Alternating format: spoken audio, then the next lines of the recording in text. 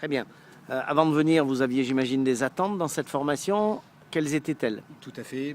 Le fait simplement de lever la tête, de pouvoir un peu prendre du recul sur la profession, sur le métier, pouvoir obtenir des outils supplémentaires pour pouvoir mieux gérer, mieux performer, mieux manager. Très bien. Est-ce que ces atteintes ont été atteintes? Elles ont été atteintes et dépassées, puisque c'est une semaine extrêmement riche, avec de nombreux outils, de nombreux matériels, énormément de techniques. La difficulté va être justement de trouver le temps de bien assimiler l'ensemble des formations pour pouvoir justement les utiliser en club.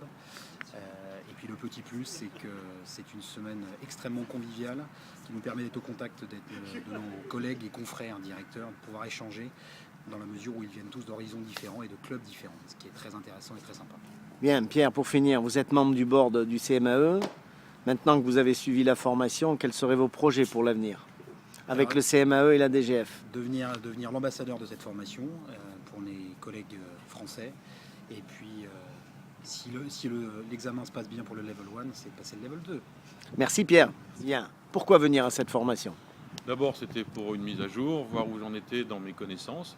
C'était aussi, bien sûr, découvrir de nouvelles techniques, de nouvelles idées pour mieux manager mon club et mes équipes. Est-ce que cet objectif a été atteint?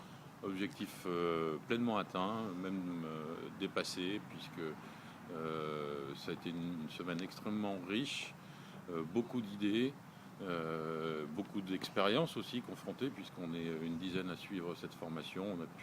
Les échanges sont importants bien sûr pendant les sessions, mais aussi hors session.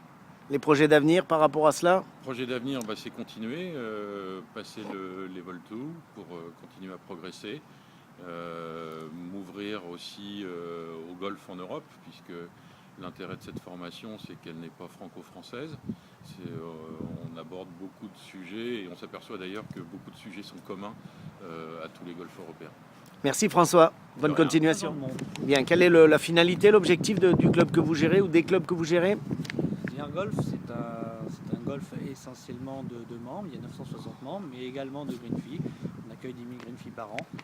Saint-Jean-de-Mont, un petit peu moins de membres aujourd'hui, 450 et 10 000 green fees également. Très bien. Quelles étaient vos attentes avant de venir à la session de formation? Les attentes, c'était pouvoir avoir une ouverture d'esprit un peu plus importante, pouvoir avoir la possibilité de discuter un petit peu avec mes collègues et qu'on puisse échanger. Est-ce que vous avez atteint vos objectifs? Ah oui, pleinement. La formation est très intéressante et des intervenants de grande qualité. Merci Jean-Guillaume, à très bientôt. Merci.